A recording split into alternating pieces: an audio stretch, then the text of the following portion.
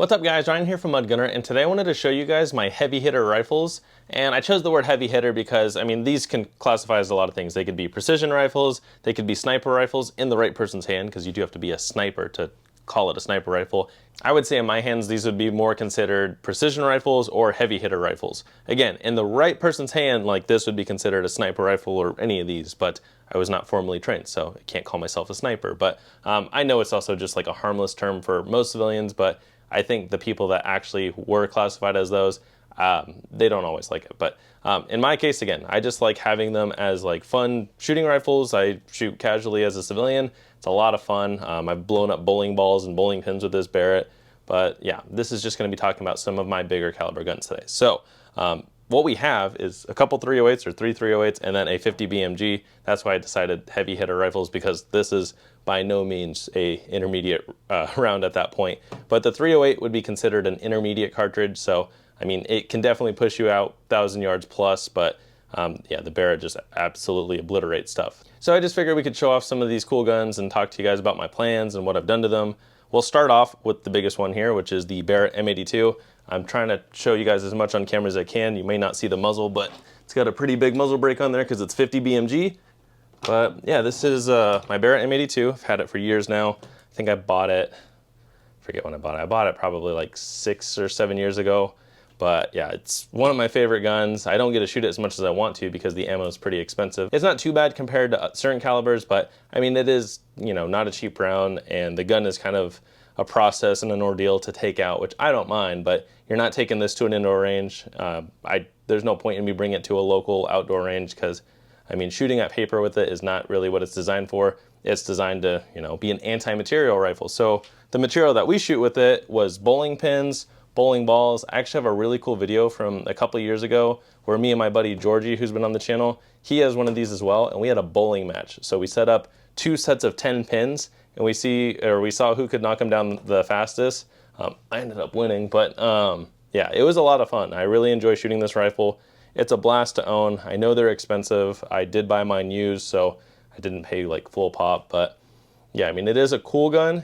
It's an expensive gun, unfortunately, but I mean, if you know you want one, I'm very much for get what you want to own. Just don't go bankrupt over it. But this is a lot of fun to shoot. Again, it shoots 50 BMG, which is this big nasty round right here. This one's an inert round, so the primer is non-functional. The bullet, it's a silver tip bullet. I don't know what that means for a 50 BMG, but there's no powder in here. So yeah, this is just an inert round, which means it can't fire. But that is a 50 BMG round. I also have part of a bullet that was captured in a bowling ball. So if you want to know how many bowling balls it takes to stop a 50 BMG, it takes one 13-pound bowling ball. This was dug out of it, and you can find that in my bowling video with it as well. Again, I posted that a few years ago, but yeah, it's pretty cool. And what's crazy is like, it'll kind of take chunks out of a bowling ball, but it just zips right through bowling pins because they're made out of wood. But yeah, a lot of fun to shoot. I'm running a Leupold Mark IV on here. This is the 4.5 to 14 by 50. So this was their military package at the time. They've gone through a few different scopes. So I know they have the Leupold, they have Night Force. I believe they also have US Optics, and I also see them with like Vortex scopes. You'll see a lot of Barretts in like private collections with Vortex scopes on them, which, I mean, as long as they hold up to the recoil, that's great. I just went with Leupold because that's what mine came with. And again, that was the military package at the time. I dated this Leupold to 2007. I don't know exactly when this gun was made. I should actually reach out to Barrett and see when it was made, because it'd be cool if it was made the same year as the scope. But yeah, so the Leupold was made in 2007. I'm running the Barrett rings, but other than that, it's a stock gun. So nothing's been done to it. Trigger's pretty good on these. Comes with a bipod, comes with a little built-in flip-up front sight. It has a flip-up rear sight right here, but I've never used the iron sights on it. So it's a lot of fun to shoot. Again, it's just really for, I guess, blowing stuff up. Not really blowing stuff up, but like shooting materials. Like, you wouldn't want to shoot steel with this because, one, I've seen videos where I've seen it ricochet back, and that's very dangerous. So you kind of just shoot stuff that it's going to destroy. So bowling balls, clean up your mess, obviously, bowling pins, and yeah, seen some people shoot tannerite with it. I remember when I first was like watching YouTube, when I first got this, Demolition Ranch used to have 50 cal Friday, so I always admired that, and I think he blew up a giant tree one year. So yeah, I love the Barrett M82. Eventually, I would like to get the 107, which it's kind of weird. This is considered the M107 in military terms, but the actual civilian M107, it's 5 pounds lighter. It's set up for a suppressor, so you can run, I think, their QDL suppressor. I'd like to get that one, and I'd like to get it in tan. This is the 29-inch barrel. They also have the Barrett M82 CQB, which is a 20-inch barrel. I know CQB sounds crazy for a Barrett, which it's massive, but as far as I know, those 20-inch CQB Barretts were made specifically for the Coast Guard since they run smaller ships. But yeah, this is the 29-inch model, which I think it looks the best on the Barrett. So that is the Barrett. Again, I really like it. It takes up a lot of space, but it's fun to take out shooting. So we're gonna go over to this gun next. So this is my FN Scar 17. Been on the channel a lot. I love shooting it. This one, instead of being set up for more precision, it's kind of set up as a battle rifle. So just kind of an intermediate range round, or intermediate range gun. So, I mean, I could probably shoot, I would assume 400 to 600 yards with this, no problem. I mean, I've shot 300 yards, no problem. But my public range doesn't go that far, and I haven't had the chance to shoot it that far on my own out in the desert yet. Now, I bought an off-road vehicle 2 months ago, so this winter I will do a little bit more long-range shooting for you guys. I'm not an expert on it, so I mean, I'll be learning this winter, but yeah, I want to try to push the legs out on this because it is only a 3.5 power ACOG on here. Again, I like it for what I built this up for. It's built to be kind of a battle rifle. I mean, I can run this as decently as like a 16-inch 5.56. I mean, that's kind of what it's built for. We have a 3.5 power ACOG. We have an offset RMR for quick acquisition. I've ran this gun in tons of drills. I've ran it in competitions. I just did a 4th of July match with it last month, and I did pretty well with it. No complaints. And yeah, we got it set up with a bunch of stuff. I'm running a Silencer Omega 300 suppressor. Eventually, I would like to get the Helix, or not the Helix, the Huxworks Flow 762 in flat dark earth for it, because I want to run a flow-through suppressor. I'm running a Mod Light Hog on here, so it's high candela flashlight. It's got a Harris bipod, a KDG MROX rail, which really extends the rail, doesn't add a lot of weight, and it allows me to attach my stuff further up.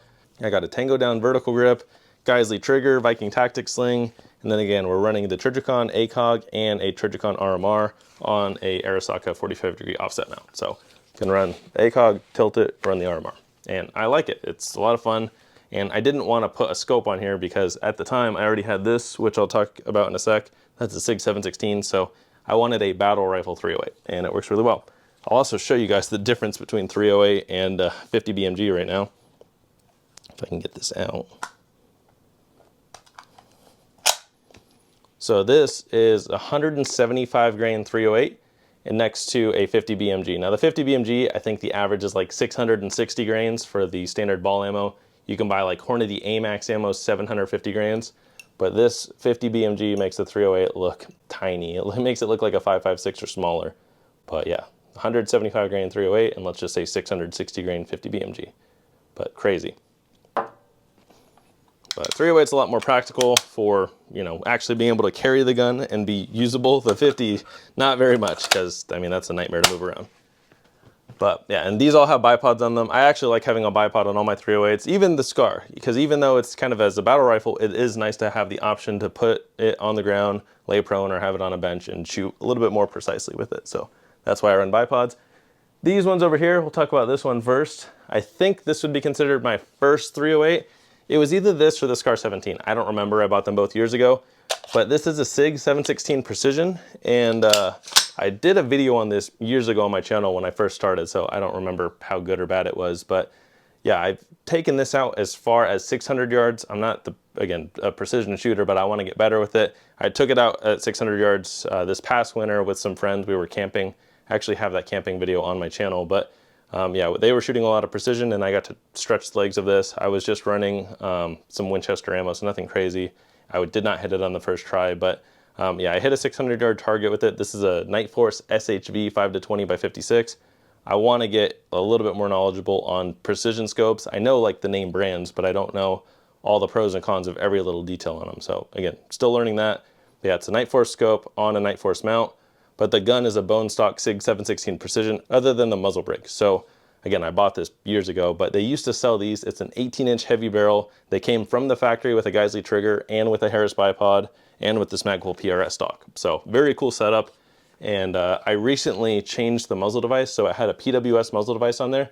I swapped it out for an, I want to say OSS every time. I swapped it out for a Huxworks muzzle brake because I bought an OSS Helix QD. So I haven't picked it up yet. I bought it, it's at the store. I just need to paper it. I have a couple suppressors that I need to paper, but yeah, this is gonna get a OSS suppressor on there, an actual OSS, so it's pre-Huxworks.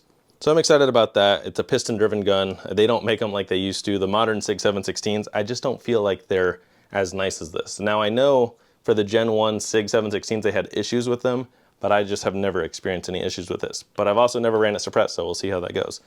But yeah, I really like it. It's nice. It looks very small compared to the Barrett, but this is a beefy gun. I mean, it probably weighs 14, 15 pounds. I don't know off the top of my head, but yeah, it's nice. And I'm excited to shoot it suppressed.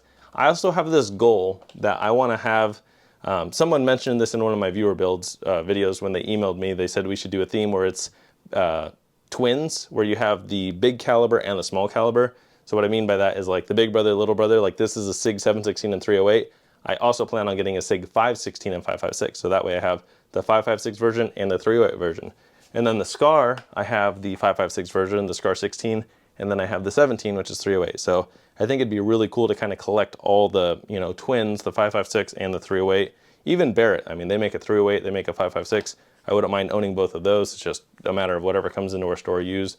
I really try to just buy used guns. Like I bought this used, that used. Like I rarely buy anything new. So it's just a matter of that. But yeah, I really like them. Again, I'm going to get better at precision this winter. And I mean, it takes time to learn these skills in general, but I do like shooting them. I'm not like opposed to shooting anything.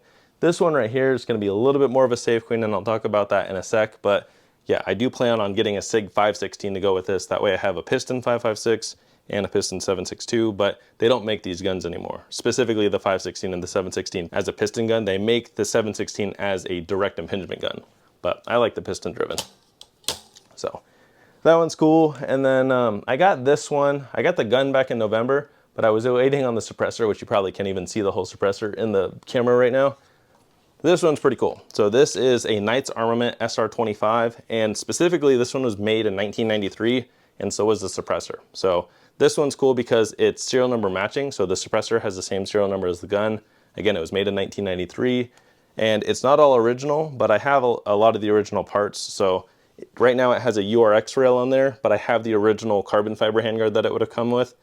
And then trigger-wise, I've been having some issues. Now, I haven't shot this gun yet, but the issue I have, and I've posted this in previous videos, is when you dry fire it or function check the gun, which I'm not going to really do right now, there's no point because I've already done it. But when you dry fire the gun, the bolt gets stuck. So I know when you shoot it, there's probably enough force to cycle the bolt, but I don't want to like break anything on this. So when you dry fire the gun, the bolt gets stuck, and the only way to get it unstuck is to mortar it, where you're pulling on the charging handle and you hit it on something hard.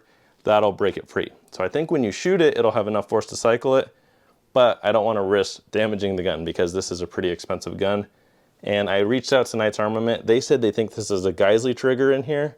I talked to the original owner. He says he did not change the trigger, but looking at pictures side by side, it does not look like the factory trigger. So I don't know exactly what to do. I probably need to find or source a factory trigger because I didn't necessarily ask Knights if I could send it to them to see if they can fix it, but they said, yeah, that's not the factory trigger, and that's kind of where we left off. So I don't know exactly what I want to do with that yet. I want to shoot it, but I want to make sure it's safe to shoot because I don't want to blow up a 30-something-year-old gun. But besides that, I mean, it's a very nice gun. It seems like it's just a trigger issue, but again, when I dry fire it to function check it, which I'm glad I function checked it before I decided to shoot it, but yeah, that bolt gets stuck unless I mortar the charging handle. So that one has a Leopold Mark IV on there. This is an 8.5 to 25 by 50, and it's a first focal plane scope, and it's on a LaRue mount, and this is probably not going to be the final scope that goes on here. I'd like to get a 1993 produced Leopold Mark IV. It would be like a 3.5 to 10, which this is a way better scope, but I kind of want to get a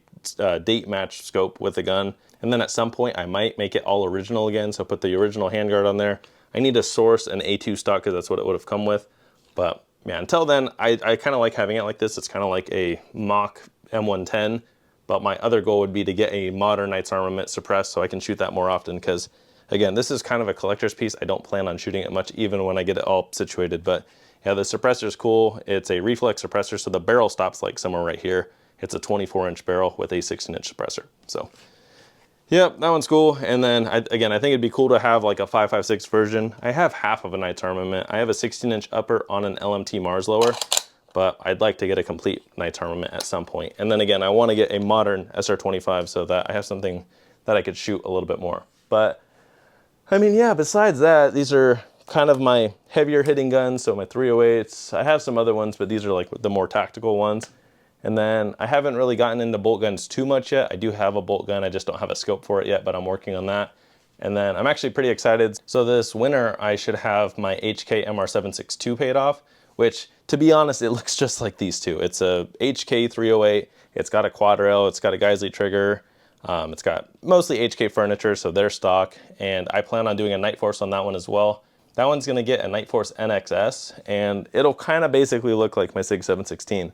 But what's cool is I have the HK MR556, so then I'll have the 556 version and the 308 version. And I like higher end rifles, so my goal is to kind of collect them all, but also shoot them. I don't want to just, like, I don't mind having them be safe queens, but I like shooting my guns too. So, and I like showing them to you guys. So if you have any questions, comment down below and I'll try to answer. But yeah, I do like the heavier hitting guns, and now that I have a way to get myself out to the desert to shoot more, I want to get into long range shooting because I think it could be fun.